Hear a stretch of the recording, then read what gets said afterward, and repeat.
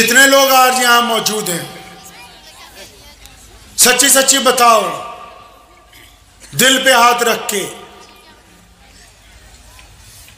आप अपनी अपनी मस्जिद में जहां नमाज पढ़ने जाते हो, कितनी बार उस मस्जिद में झाड़ू मारा है? बताओ जरा, कितनी बार? कितने ऐसे लोग हैं जिन्होंने रोजाना अपनी मस्जिद में झाड़ू मारा है? देखो इधर घूम के इस दूसरे की शक्लें देखो। हम में अब ऐसा कोई नहीं है।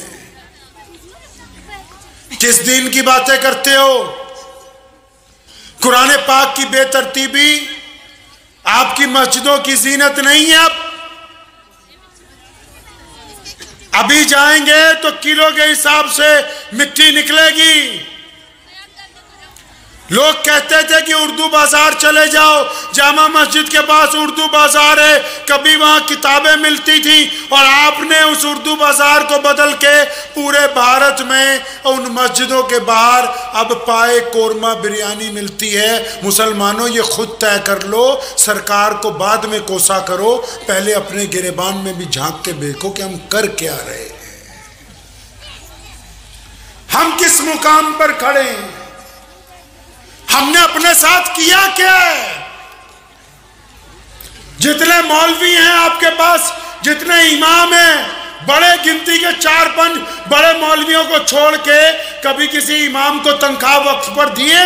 कभी पूछा है कि तुम्हारी माहनामा सैलरी कितनी है? आपको इमाम चाहिए 7-8 हजार का, जूती चाहिए 20-25 हजार की, एडिडास की, रीबॉक की। तो इसका मतलब इस कौम को अब जूतियों की जरूरत है, इमामों की जरूरत नहीं है। किस मुकाम पर खड़े हैं? हैरानी होती है बाज़ औक़ात देख के। सुबह उठो गोश्त, दोपहर उठो गोश्त, शाम को गोश्त, रात को गोश्त। कभी इनसे पूछा कि रसूलुल्लाह ने कितनी बार गोश्त खाया है? किस किताब में लिखा है कि रोजाना हुजूर अकरम सल्लल्लाहु अलैहि वसल्लम गोश्त के साथ रोटी खाते थे? बताओ, उस किताब का नाम बताओ। सारे मौलवी यहां बैठे, पूछ के बताना मुझे। जिस नबी ने एक वक्त फाका किया हो और एक वक्त फिर पानी के साथ रोटी दबो के खाई हो, जिस नबी ने दूध को पसंद किया हो, उसकी उम्मत को सुबह भी, दोपहर भी, शाम भी, हर वक्त, हर सालन में सिवाय गोश्त के और कुछ नहीं चाहिए, तो इनकी अकल में जानवरों का दिमाग नहीं आएगा। तो फिर क्या इनमें कोई इमाम अबू हनीफा पैदा होगा? झोटा ही क्या हो ना उसे, भैंसे को। जिम्मेदार है तुम्हारे में कोई? खेत से आए कुछ? सारे जिम्मेदार हो ना? दो झोटों को एक जगह बांध सकते हो एक खूंटे पे, हैं? तो जो सुबह शाम दोपहर हर वक्त ही वही खा रहे हैं। बादाम खाने से अकल आती है, पपीता खाने से पेट ठीक होता है। तो जो सुबह दोपहर शाम सिवाय उसके कुछ खा ही नहीं रहे, तो इनकी अकल वो नहीं हो गई? किस हद तक हो गई ये अंदाजा लगाओ कि हमने किताबों की दुकानों की जगह बिरयानी की दुकानें खोल दी। नबी अलैहिस्सलाम की सबसे प्यारी सुन्नत, सबसे आला सुन्नत, सबसे खूबसूरत सुन्नत कौन सी है? मुझे पता नहीं, मौलवी साहब से पूछूंगा। अब मौलवी को दे रहे 8,000 रुपये महीना, वो भी फिर कह रहा कि इनको तो ज़कात के फज़ाइल ज्यादा सुने हमने। उससे पूछेंगे जाके। नबी अलैहिस्सलाम की सबसे प्यारी सुन्नत सुनिए और फिर इस सुन्नत से अंदाजा लगाइए। वक्त भी हो गया क्योंकि अब मेरे बाद और अकाबरीन हज़रात मौजूद हैं, तो नबी अलैहिस्सलाम की बस सबसे प्यारी सुन्नत सुन लीजिए कौन सी, और फिर आपने अंदाजा लगाना कि हमने क्या किया अपने साथ। एक सहाबी हैं, उनका नाम है अनस रज़ी अल्लाह ताला, बच्चे। तो अनस रज़ी अल्लाह ताला अन्हु बचपन में रसूलुल्लाह की खिदमत में आ गए थे। फरमाते हैं कि मैं रोजाना, मेरे ज़हन में एक बात आती थी कि अनस नबी अलैहिस्सलाम इतना प्यार करते हैं, इतना प्यार करते हैं, इतना प्यार करते हैं, इनको यार कभी गुस्सा ही नहीं आता? इनको गुस्सा नहीं आता कभी?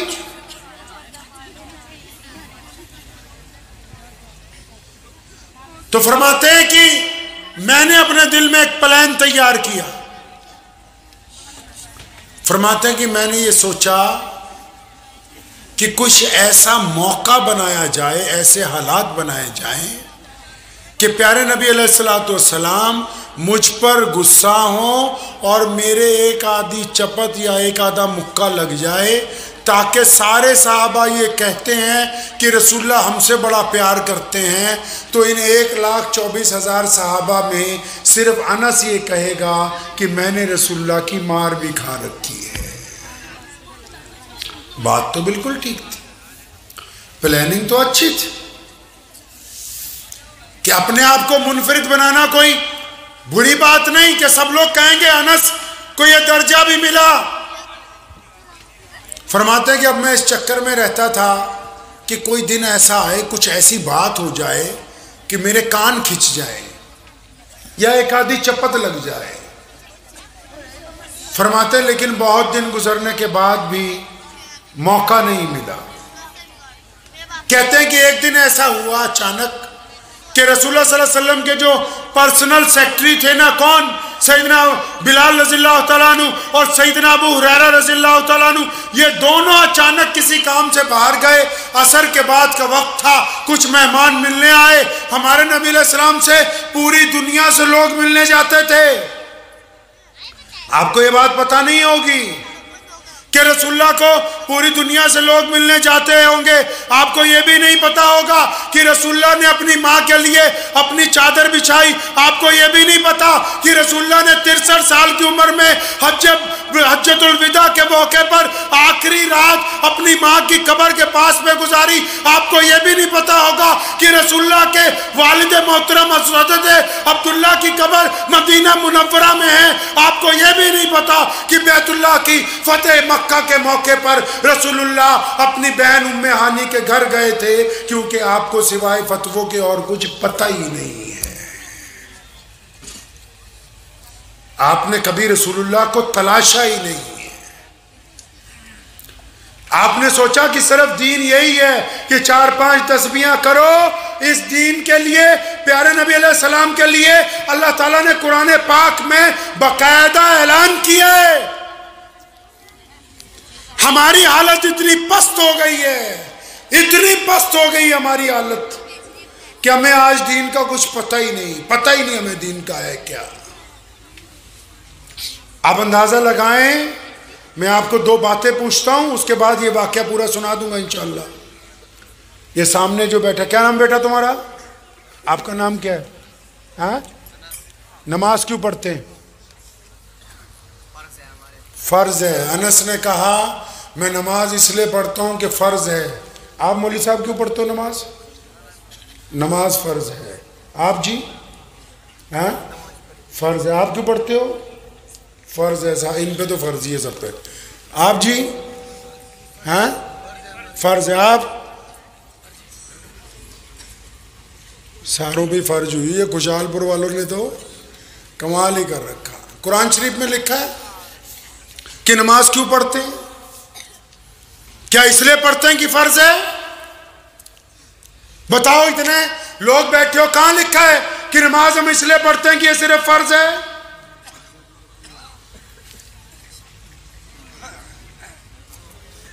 ये तो बस अपने आप को समझा रहे कि अजी हम तो मुसलमान, हाँ, हमसे तो लोग इसलिए नफरत कर रहे हैं, मुसलमान है। अच्छा, मुसलमानी वाली कोई बात नहीं।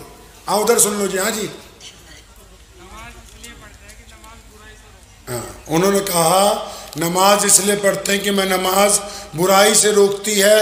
अंदाज़ा लगा लो, इतना बड़ा मजमा है, सिर्फ एक बंदे को पता है ये बात कि नमाज इसलिए पढ़ी जाती है कि अल्लाह ने कुरान पाक में कहा कि हमने नमाज इसलिए फ़र्ज की ताकि तुम गंदी बातें करनी छोड़ दो, अच्छी बातें करने लग पड़ो। इस गिरेबान में झांको, अपना गिरेबान खोल के झांको इसमें कि हम किस जगह खड़े। हमें 70 साल में ये नहीं पता लगा कि नमाज क्यों पढ़ते हैं। अनस मस्जिद क्यों बनाई?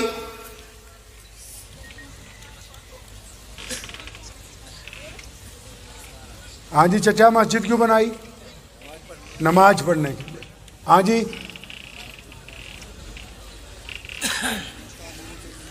बस यही काम पकड़ लो जो दुनिया वालों का है। बस 4-5 नाते सुनो, 100 500 रुपए दो, बस जन्नत में जाओ। मिल गई जन्नत की टिकट। बाप तुम्हारा मर जाए, कुरान मौलवी से पढ़वा लो। फिर जब बच्चा बीमार होता है तो बाप को बोल दिया करो कि जाके टीका लगवा ले। ये जो अनस तुझसे पूछ रहा, पता है इसे भी कुछ नहीं।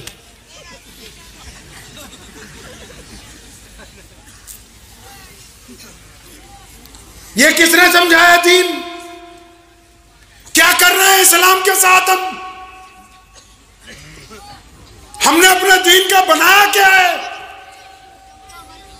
वो कह रहे हैं मस्जिद नमाज पढ़ने के लिए बनाई है। इन मौलवी साहब से पूछो, नमाज घर में नहीं हो जाती? नमाज घर में होती है कि नहीं होती? बताओ भाई। हो जाती है ना। तो 5 नमाजें फर्ज हैं। कितनी?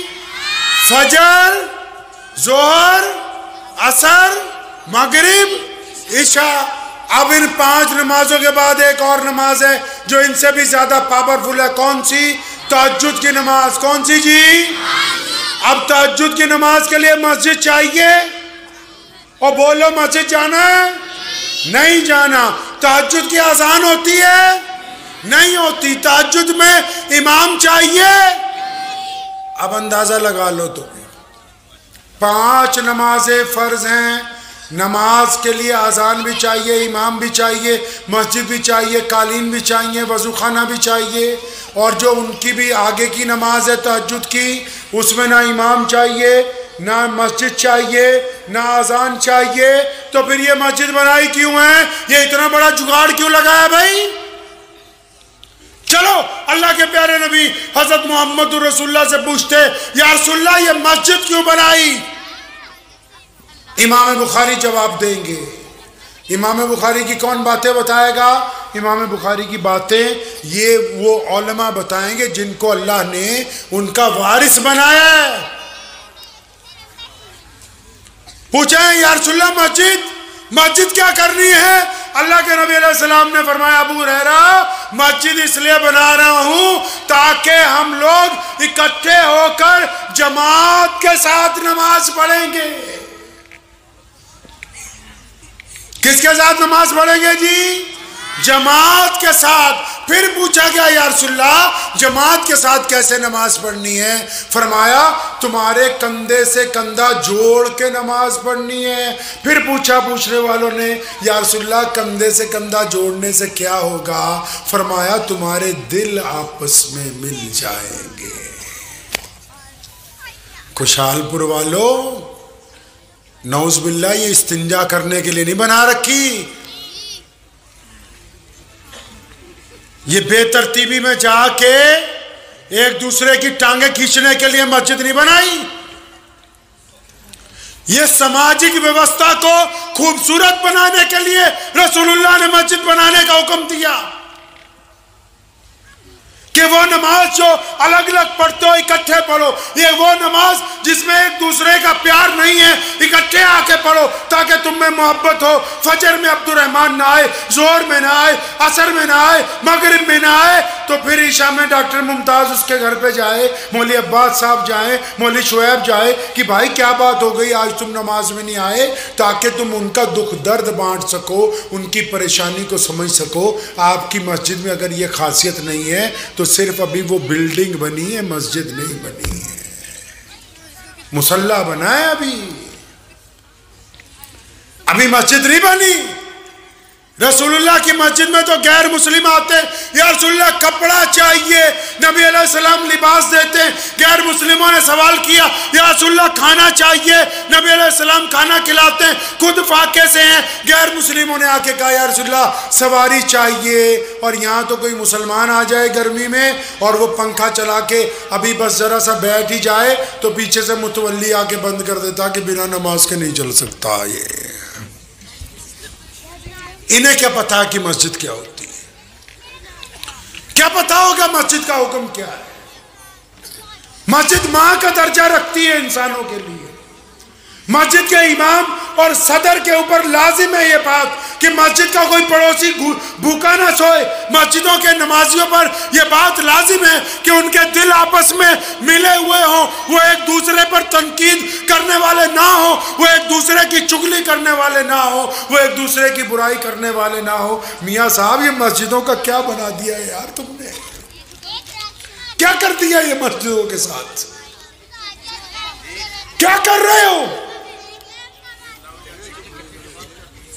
क्या खेल बना दिया इन मस्जिदों का।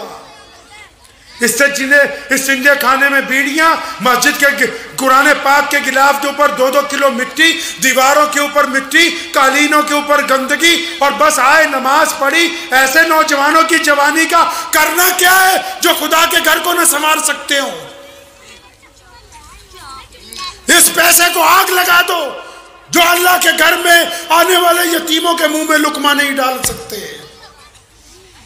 क्या करनी है ये दौलत जो मस्जिद के किसी पड़ोसी को, जिसके घर की छत गिरी हुई हो, चाहे वो मुसलमान ना हो, चाहे उसका इस्लाम मजहब ना हो, चाहे वो किसी भी रंग और नस्ल का हो, अगर उसके ऊपर 4 पैसे तुम्हारे खर्च नहीं हो सकते, ये करना क्या है ये सब कुछ। ये दीन समझाया किसने? रसूलुल्लाह की इब्तिदा इंसानों की भलाई से होती है। और मौलाना तो यहाँ बैठ के कह रहे थे कि क़यामत वाले दिन जब सारे नबी ये कहेंगे या अल्लाह माफ़ कर दे, या अल्लाह बचा ले, उस वक्त भी रसूलुल्लाह कहेंगे कि मेरी उम्मत पर रहम कर दे। वो तो रोज़े महशर भी लोगों की भलाई की बात करते हैं, दुनिया में भी भलाई की बात करते हैं। आपने कौन सी भलाई की है बताओ तो सही जरा, मुसलमानों किया क्या है? बस सारा दिन एक ही बात है कि फलां सरकार खराब है, फलां ने ये कर दिया। हमने अपने साथ क्या किया यार? हमने अपने साथ क्या किया?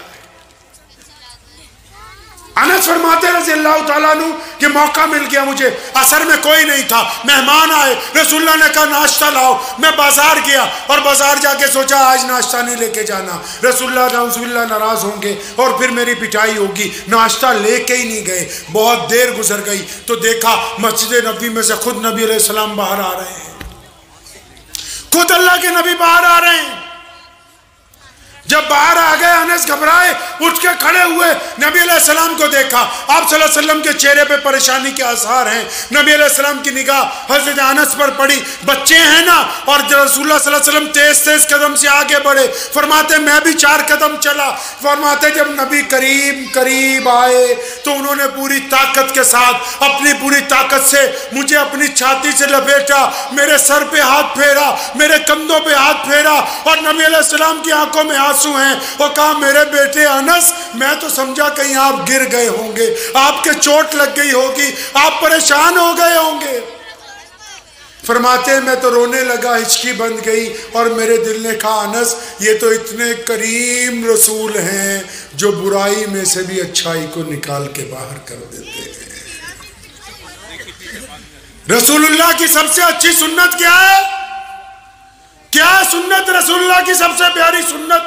रसूलुल्लाह की सबसे प्यारी सुन्नत मुस्बत सोचना, पॉजिटिव सोचना, अच्छा सोचना, दूसरे के मुतालिक अच्छी राय को कायम करना, दूसरे के मुतालिक नेक ख्वाहिशात रखनी। सहाबा ने कहा था एक मरतबा, या रसूलुल्लाह फला बंदे पे शक है हमें कि ये ईमान वाला नहीं रखता।